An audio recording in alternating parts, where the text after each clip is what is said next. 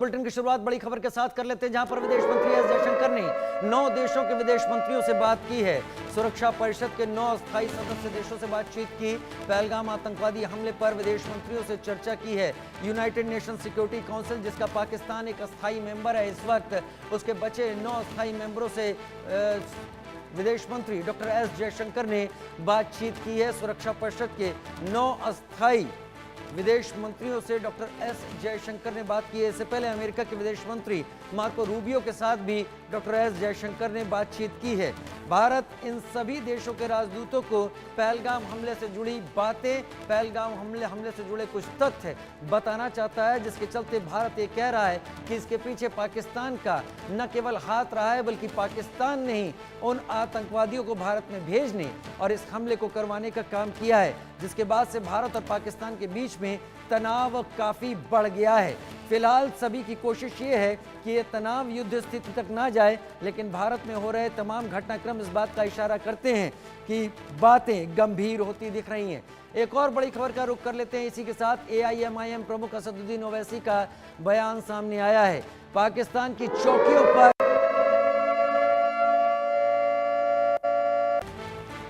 AIMIM प्रमुख पाकिस्तान की चौकियों पर कब्जा करना चाहिए, असदुद्दीन ओवैसी का बयान। POK की जमीन छीन लेनी चाहिए, ओवैसी का बयान सामने आया है। मोदी सरकार POK पर कब्जा करे, असदुद्दीन ओवैसी खुलकर बोल रहे हैं इस वक्त।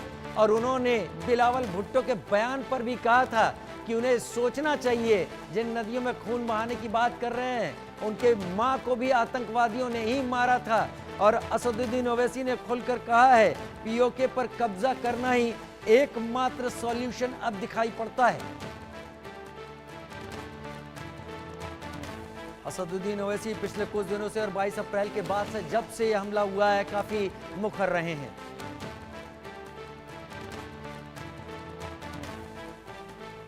आपकी न्यूज़ अगर सही है तो बहुत अच्छा है, हमको जाके वहाँ पे ले लेना चाहिए।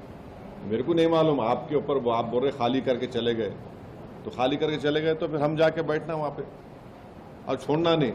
अब के बार अगर कुछ एक्शन ले रहे तो घर में घुस के बैठ जाना, घर में घुस के मारते बोले ना, अब घर में घुस के बैठ जाना, खत्म, ये होना चाहिए। POK ले लेना नहीं, अरे गवर्नमेंट खुद बोल रही, एक बात सुनिए, POK नहीं, POK का रेजोल्यूशन है पार्लियामेंट का, भारत की पार्लियामेंट का रेजोल्यूशन है, वो भारत का है बोल के।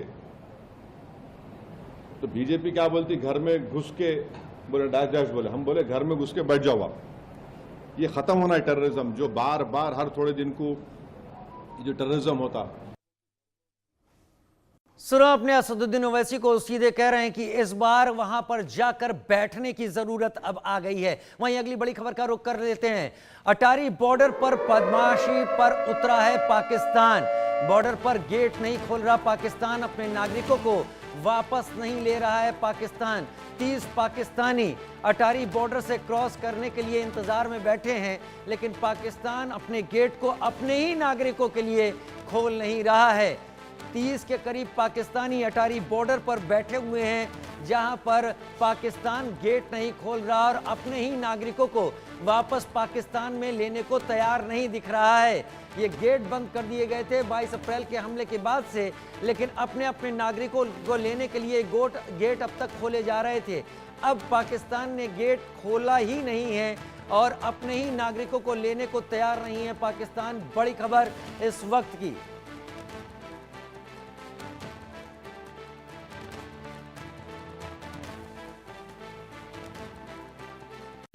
एक और बड़ी खबर का इस वक्त रुख कर लेते हैं। जी हां, भारत की कार्रवाई के डर से पाकिस्तान में मची है खलबली। पाकिस्तान में रातों रात नेशनल सिक्योरिटी एडवाइजर को बदल दिया गया। ISI चीफ आसिम मलिक को अब NSA बनाया गया। सितंबर 2024 में ISI चीफ बनाया गया था आसिम मलिक को। रातों रात उन्होंने अपना नेशनल सिक्योरिटी एडवाइजर बदल दिया। पहलगाम हमले के बाद बढ़ते तनाव के बीच पाकिस्तान ने ISI chief lieutenant general Asim Malik को राष्ट्रीय सुरक्षा सलाहकार यानी NSA बना दिया है। आसिम मलिक को सितंबर 2024 में ही ISI चीफ बनाया गया था। अप्रैल 2022 में मोईद यूसुफ के बाद से पाकिस्तान में कोई NSA नहीं था। इस अपॉइंटमेंट के बाद आसिम मलिक के पास अब 2 जिम्मेदारियां आईएसआई चीफ और नेशनल सिक्योरिटी एडवाइजर की होंगी। यानी अगर पाकिस्तान किसी मुश्किल में फंसता है तो उसकी भी जिम्मेदारी आसिम मलिक के ऊपर डालने के लिए तैयारी कर ली गई है। आसिम मलिक को आईएसआई चीफ और एनएसए बनाने का मतलब ये है आगे आने वाले दिनों में पाकिस्तान के हाल खराब होते हैं तो पाकिस्तान ने पहले से ही गर्दन की तलाश कर ली है कि किसके से ठीकरा फोड़ा जाना है। चेहरा आप देख रहे हैं आसिम मलिक का। आसिम मलिक उस एजेंसी को हेड करते हैं जो एजेंसी दुनिया भर में आतंकवाद को फैलाती है, दुनिया भर में टेरर को बेचती है, दुनिया भर में टेररिस्ट को भेजती है।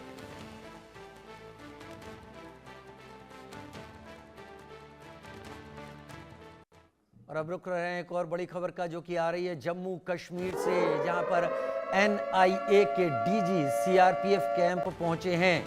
टीम के साथ बैसरन घाटी की जांच कर रहे हैं डीजी। आतंकवादियों की मौजूदगी और रेकी को लेकर जानकारी जुटाई जा रही है। बैसरन से पहले आतंकियों के टारगेट पर अरू घाटी थी जो जांच में निकलकर सामने आ रहा है, लेकिन 22 अप्रैल को बैसरन की घाटी में लोगों की हत्या को अंजाम दिया गया और अब एनआईए के डीजी वहां पर मय दलबल पहुंचे हुए हैं।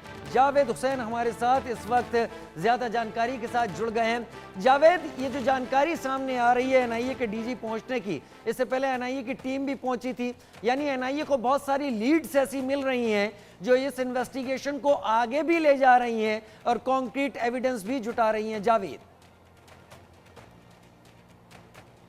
बिल्कुल राजीव, देखिए जो एनआईए के जो डीजी हैं वो करीब 3 घंटे तक बैसरन घाटी में थे और वहां पर जांच अधिकारियों के साथ और बाकी एनआईए के डीजी के साथ जो उनकी टीम थी उनके साथ उन्होंने पूरा इंस्पेक्शन किया। और मैं आपको बता दूं कि वहां पे 3 घंटे रुकने के बाद वो सीआरपीएफ के जो कैंप है यहाँ पर हेडक्वार्टर पहलगाम में वहाँ वो पहुंचे हैं। राजीव, देखिए जिस तरीके से बैसरन घाटी के अलावा 3 और ऐसे लोकेशन थे जो आतंकियों के निशाने पे थे, लेकिन सिर्फ एक वजह से इन आतंकियों ने उस 3 लोकेशन को निशाना नहीं कर पाए, यानी कि टारगेट नहीं बना पाए। देखिए बैसरन घाटी के ऊपर का जो इलाका है राजीव बिल्कुल ऐसे ही है, इसी तरीके का जंगल है और जंगल के बाद वो पूरी तरीके से घाटी है जहां पर जो आपको दिख रहा है वीडियो में जो लोग वहां पर घूम रहे हैं। लेकिन इस वक्त देखिए ये अम्यूजमेंट पार्क है जो आतंकियों के निशाने पे था, जो इन्होंने इसको टारगेट नंबर 1 रखा था।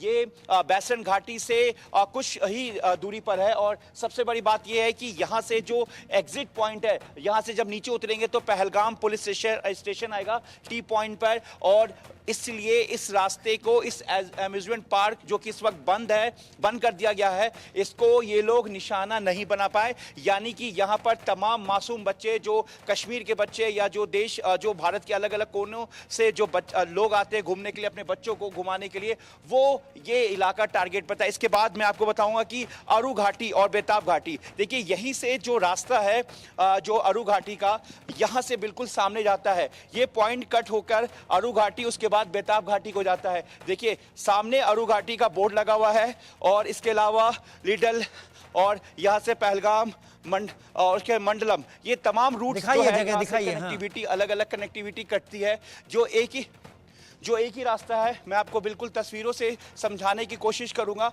देखिए जो ये घाटी है और यहाँ पर जो लोग कश्मीर में लोग घूमने आते हैं, इस वक्त कश्मीर में जो खुद यहाँ के लोग मान रहे हैं कि पूरी तरीके से यहाँ पर जो है अब लोगों की जो आवाजाही वो कम हो गई। देखिए राजीव, अरू घाटी भी टारगेट नंबर 2 था, जो यहाँ से 11.7 किलोमीटर, यानी कि 11 किलोमीटर ऊपर, यानी कि तकरीबन यहाँ से ऊपर घाटी की तरफ का रास्ता है जो अरू घाटी उनके निशाने पे था। उसके बाद बेताब घाटी था, यानी कि 3 जगहों का इन्होंने, आतंकियों ने पहले से वो आपको टारगेट के तौर पर रैकी कर लिया था। लेकिन यहाँ पर टी पॉइंट पे पहलगाम पुलिस स्टेशन है, बिल्कुल टी पॉइंट पे जब आप यहाँ से नीचे उतरेंगे तो सामने ही पहलगाम पुलिस स्टेशन है और ये टी पॉइंट बनता है। एक यहाँ से अम्यूजमेंट पार्क सामने है जो मैंने आपको अपने तस्वीरों में दिखाया। उसके बाद यहाँ पर अरू घाटी है जो बिल्कुल सीधा, राजीव मेरे पीछे जो रास्ता है और पीछे देखिए बोर्ड भी लगा हुआ है। जावेद, जो अरू घाटी है ये भी बैसरन की तरह ही है क्या? उसी तरीके से एक बड़ा खुला मैदान, मीडोज और मिनी स्विट्जरलैंड जैसा? जी बिल्कुल, जो बताते हैं कि अरू घाटी जो है, एक मिनट मैं आपसे बात करना चाहूंगा। ये जो अरू घाटी है ये किस तरीके का, बैसन घाटी की तरह ही है? जैसे बैसन घाटी फैला हुआ है वैसे ही सर, वैसे ही। किस तरीके का वो मंजर अरू घाटी किस तरीके? जैसे जंगल जैसे पेड़ लगे हैं ना, वैसे ऊपर से नीचे से ऐसे गार्डन जैसे। मतलब ये जंगल है अंकुश, ये जंगल ऐसे ही जंगल है और उसके बाद नीचे घाटी है। मतलब राजीव देखिए, ऐसे ही जंगल है और ऐसे ही नीचे, इसी जंगल से नीचे उतरता हुआ घाटी है जो पूरा ग्रीनी है, खूबसूरत है जरा और जिसको इनसे शायद बात कीजिए, इनसे मिनी बात कीजिए। स्विट्जरलैंड भी कहा जाता है। मिनी स्विट्जरलैंड कहते हैं सर। तो जो अरू घाटी है वो यहाँ से बिल्कुल सीधा रास्ता है, 11 किलोमीटर है तकरीबन। यहाँ से रास्ता सीधे जा रहा है, नीचे सीधे पहलगाम पुलिस स्टेशन है, आगे अम्यूजमेंट पार्क है, बेताब घाटी का भी रास्ता इधर से ही है। तकरीबन कितने किलोमीटर पे बेताब घाटी है? वो है लगभग 14 किलोमीटर है सर। घाटी का रास्ता है तो तकरीबन घंटे का समय लग सकता है। जावेद, इनसे पूछिएगा कि रास्ता खराब 22 है, अप्रैल के खराब बाद पहलगाम में फर्क क्या आया है, असर क्या पड़ा है? एक बात बताइए, घबराइए मत, ये बताइए कि 22 अप्रैल के बाद से जिस तरीके से आप लोग भी मान रहे हैं कि जो हुआ गलत हुआ, कहीं ना कहीं आपने भी देखा कि पूरा सुनसान पड़ा है। ये आप खुद कहना है कि यहाँ पे रौनक होता था, गाड़ियां लगाने की जगह नहीं होती। तो क्या आप मान रहे हैं कि कहीं ना कहीं इसका असर पड़ा है? पड़ा है, पूरा असर पड़ा है सर, पूरा बहुत कुछ असर पड़ा है। इस वक्त गाड़ियों का रास्ता भी नहीं था, पैदल जाने के लिए रास्ता नहीं था। हम यहाँ पर जो पहुंचे हैं 8 किलोमीटर अंदर की तरफ, पहलगाम पुलिस स्टेशन, यहाँ पहुँचते नहीं है। पूरी 8 किलोमीटर में कितनी गाड़ियां लग सकती है?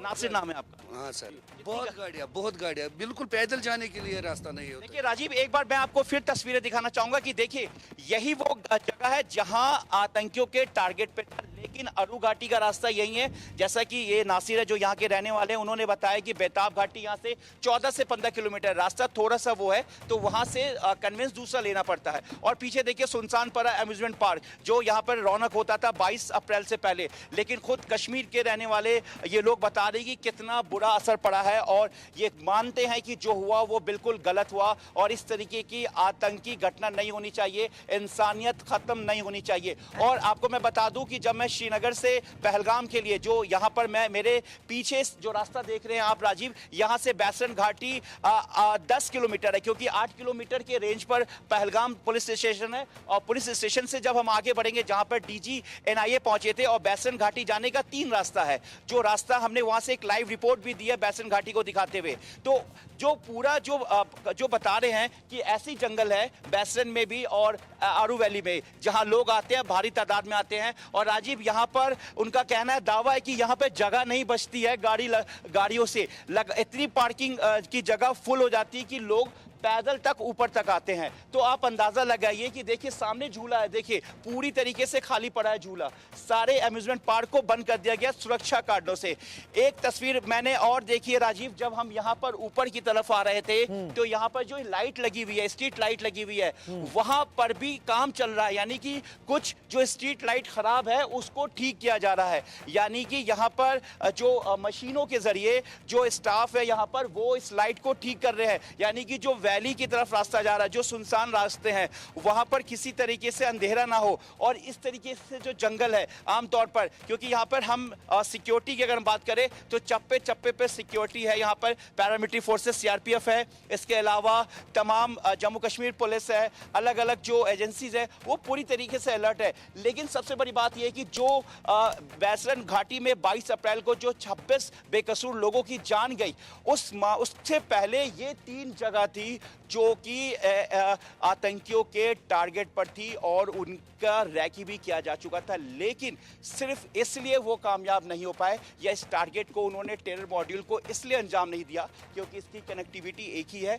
बैसन घाटी है, वहां पर कई रास्ते हैं, जानकारी के मुताबिक नीचे से ऊपर जाने के लिए 3 रास्ते हैं, 3-4 रास्ते हैं जैसा कि मुझे जानकारी मिली। उसके अलावा वहां पर पूरा फैला हुआ इलाका है और कश्मीर के लोगों का कहना है कि वो भारत का स्विट्जरलैंड है। आरू वैली की भी बात करें तो वो यहाँ से 11 किलोमीटर तकरीबन 12 किलोमीटर है, लेकिन आगे का रास्ता थोड़ा सा ठीक नहीं है, इसलिए थोड़ा सा समय लगता है। तो ये पूरी कनेक्टिविटी राजीव एक ही है, जिसकी वजह से आज आतंकियों ने उसको टारगेट नहीं कर पाए उस वक्त। और आज सुरक्षा के बाद से जिस तरीके से सरकार का फैसला लिया गया और 47 ऐसे टूरिस्ट प्लेस है जिनको बंद कर दिया गया, जिसमें से अम्यूजमेंट पार्क भी है। लेकिन सबसे बड़ी एक चीज़ और अच्छी देखने को मिली कि लोग अभी भी आ रहे हैं, हालांकि तादाद कम है लेकिन लोग आ रहे हैं। यही पहलगाम के आगे एक मंदिर है, वहाँ पर पुरानी मंदिर है, वहाँ पर जो टूरिस्ट आ रहे हैं वो वहाँ पर रुक रहे हैं, उसके बाद रुकने के बाद दर्शन भी कर रहे हैं। वहीं दूसरी तरफ मस्जिद है, अजान हो रही है, लोग नमाज पढ़ रहे हैं।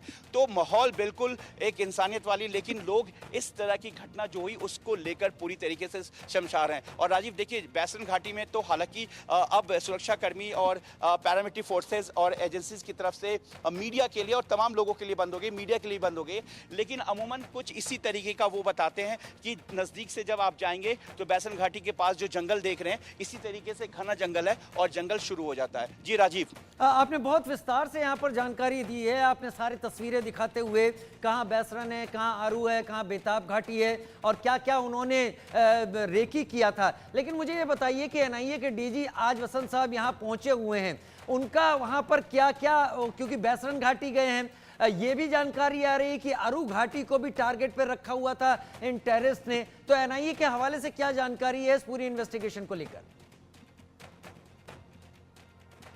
देखिए, एनआईए की जो टीम है वो एनआईए के डीजी के साथ वहां पर पहुंचे थे, जो जांच अधिकारी है, और उन्होंने जो मेरे ठीक पीछे, मैं ये आपको बता सकता हूं कि जब हम यहां से बिल्कुल नीचे की तरफ उतरेंगे, जो कर्व का रास्ता है, उसके बाद बिल्कुल सामने ही बैसरन घाटी है, जो पीछे आप देख रहे हैं वहीं पर, और उसी के पास ही बैसरन का घाटी है बिल्कुल बाएं तरफ। और वहां पर डीजी जो है तकरीबन 3 घंटे के आसपास वहां पर रुके थे।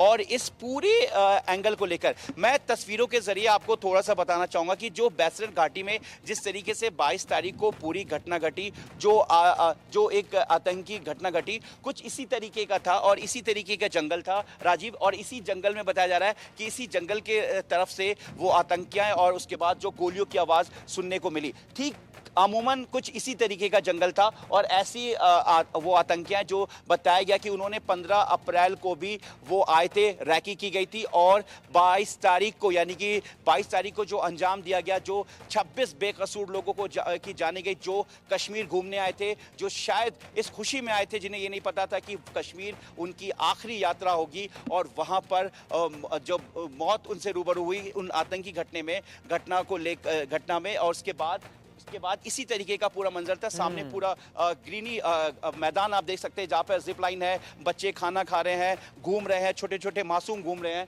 ठीक उसी तरीके का। देखिए राजीव, बहुत एक तस्वीर मेरे पीछे देखिए, ये टूरिस्ट गाड़ी है, देखिए जो इस वक्त यहाँ पर पहुंची है। देखिए लोगों का आना है, लोग आ रहे हैं, लेकिन जो एक तादाद होती थी लोगों की, वो तादाद लोगों की नहीं है, और लोग यहाँ पर अब घूमने आ रहे हैं। यहाँ पे तमाम लोग हैं। हम कोशिश करेंगे राजीव, अगर आप बोलें बात करने के लिए कि आप कैसा लग रहा है, क्योंकि देखिए मेरे पीछे तमाम यहाँ पे टूरिस्ट यहाँ पे पहुंचे हैं। कोशिश कीजिए अगर बात हो सके। आप लोग बात करना चाहेंगे, कहाँ से आप लोग आए हैं? गुजरात से। देखिए क्या कहना है, अम्यूजमेंट पार्क बंद है, ये इलाका भी टारगेट पर था, लेकिन जो हुआ, लोग अभी भी देखने को मिल रहा है कि लोग आ रहे हैं।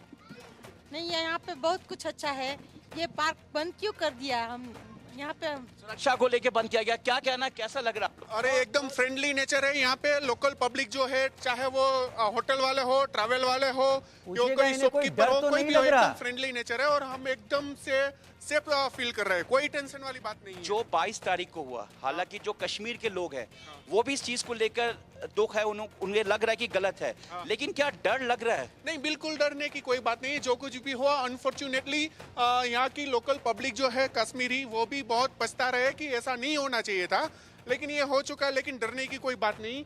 हमारी इंडियन आर्मी भी बहुत हमारा कहां से आए हैं, गुजरात के किन किन इलाकों से हैं ये लोग? सपोर्टिव पब्लिक है। अम्यूजमेंट पार्क बंद हो गया क्योंकि मैं आपको बताऊं जानकारी के लिए, ये डर का माहौल नहीं है, सब कुछ अच्छा है।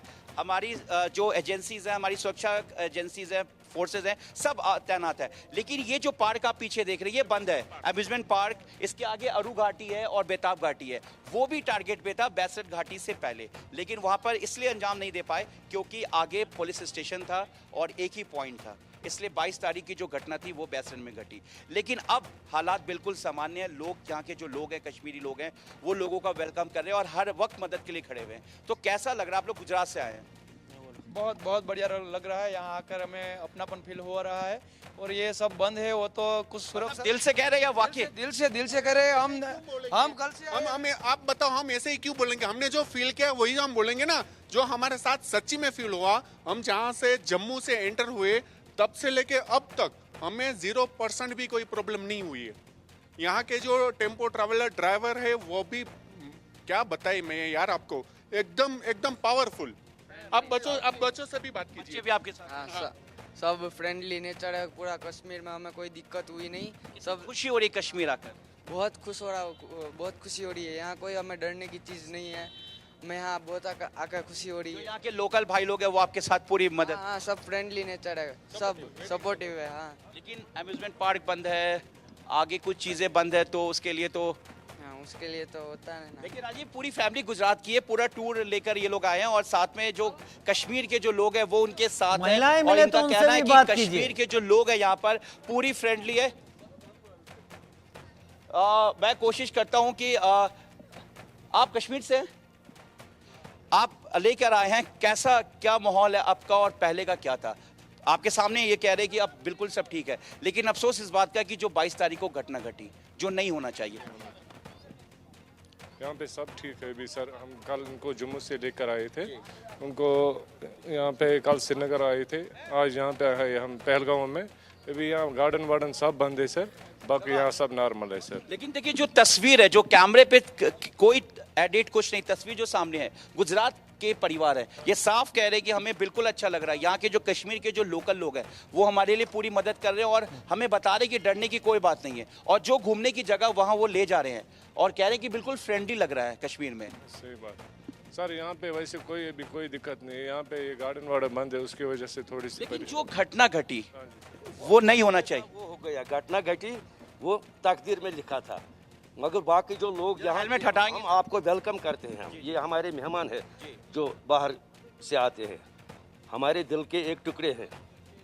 हम खुश हो जाते हैं कश्मीरी, हम इनकी सेवा करते हैं। कश्मीर एक बार फिर से तैयार है अपने मेहमानों का वेलकम है, हम वेलकम करने के लिए तैयार है। यहाँ कोई परवाह नहीं है। लेकिन ये कौन लोग हैं जावेद, ये पूछिए, जो इस तरीके का हत्याकांड अंजाम देते हैं, इन्हीं से पूछिए। एक चीज और पूछना चाहेंगे, जो हुआ उस पे कुछ लोग यहाँ के थे जिन पे कार्रवाई हुई, क्योंकि बगैर लोकल सपोर्ट के नहीं हो सकता है और सब लोग गलत नहीं होते हैं, लेकिन चंद कुछ ऐसे लोग हैं वो इस रास्ते पे चले जाते हैं, तो उनके लिए क्या कहेंगे? देखिए, जो इस रास्ते पर, मैंने पहले ही बताया, किस्मत में होता है। कोई बच्चा निकलता है, एक गलती करता है, 100 पर इल्ज़ाम लगाता है, रोग 100 पर हो जाता है। लेकिन आगे क्या करेंगे कि ऐसा ना हो? ऐसा क्या करेंगे कि जो 26 लोग, एक दाग कहीं ना कहीं लगा है, हालांकि कश्मीर के लोग उससे कहीं ना कहीं पूरी कोशिश कर रहे हैं कि वो किसी तरीके से उसे ऐसा कुछ करे कि जो बाकी लोग आए, लेकिन अब क्या कहेंगे जो लोग भटक गए या जो लोग इसमें शामिल हैं या ऐसे लोगों को मदद करते हैं? ये इनको आना पड़ेगा इधर। नहीं, जो घटना घटी उनको जो सपोर्ट करते हैं, ठीक है, आप वहां पर देखिए, लोगों से बात कीजिए, अपनी रिपोर्ट फाइल कीजिए। जावेद, हम लोगों को सुन रहे हैं, पर्यटकों को भी सुन रहे हैं और समझ रहे हैं वहां पर हालात क्या रहे हैं। बहुत शुक्रिया हमारे साथ जुड़ने के लिए जावेद। फिलहाल एक छोटा सा ब्रेक, जल्द हाजिर होते हैं।